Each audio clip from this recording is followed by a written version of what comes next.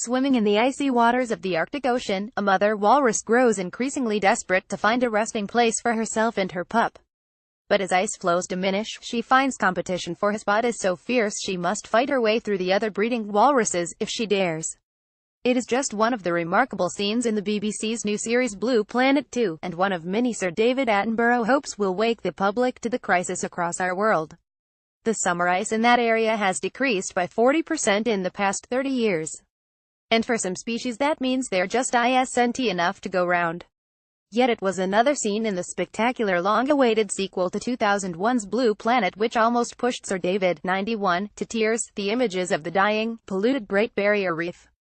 A walrus mother and calf searching for a safe haul-out in Svalbard in the Arctic. Image BBC Sir David Attenborough. Image BBC. He says the walruses were bad enough, but the nearest I came to having tears in my eyes were the shots of a bleached reef.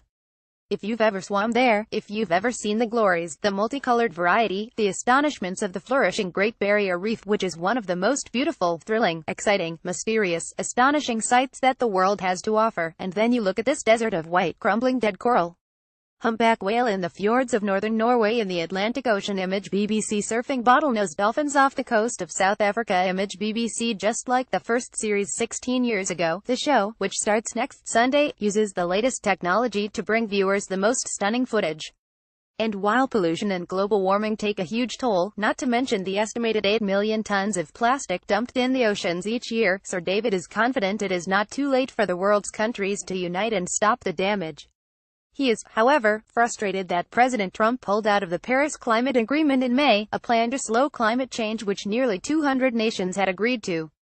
I was at the climate talks in Paris 18 months ago and I did come out of that thinking, for the first time ever in history, human beings around the globe had agreed to do something, he says. That's never happened before, ever. A Saudi turned chick and parent. Image BBC I believe that, in the end, the nations of the world simply have to get together to do this.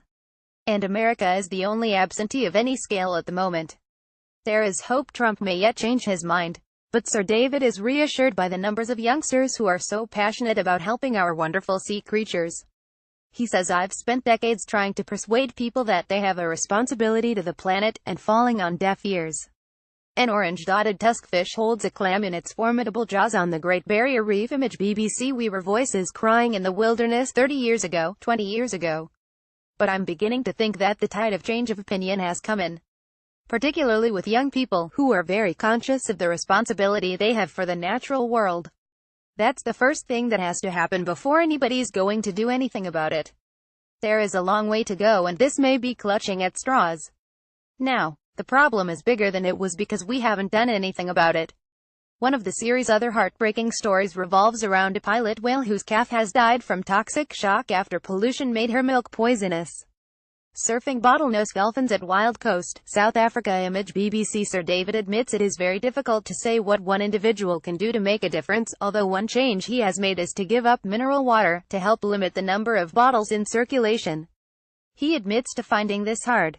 I can't say that tap water tastes as good, to be truthful, but there you are, he says. But as well as the extremely serious message, the series is packed full of enchanting stories about fishy characters to make viewers laugh and gasp. There is astonishing footage of fish called giant trevally, which leap out of the water to catch birds as they fly, a humble tuskfish who uses a rock to smash open a shell for food, and an octopus in the shark-infested waters of South Africa, which adorns itself in a suit of armor made of shells. Also, caught on film for the first time is the Hoff crab, named after Baywatch star David Hasselhoff. The show, while expensive, pays for itself as it is sold around the world. David Attenborough in ZooQuest in 1957. Image BBC That is the beauty of natural history programs, they can appeal across all ages and all people, says Sir David.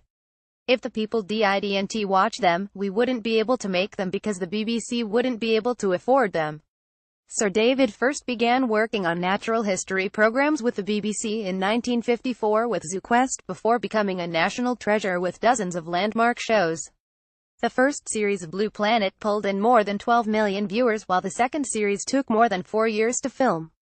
It required 125 expeditions in 39 countries and more than 6,000 hours of underwater footage. So with the programs as popular as ever, does he see any reason why he will not be around to make them once he gets his letter from the Queen in 9 years' time? None whatsoever, he grins. Thank goodness for that. Blue Planet 2 is on BBC One at 8 p.m. this Sunday, October 29.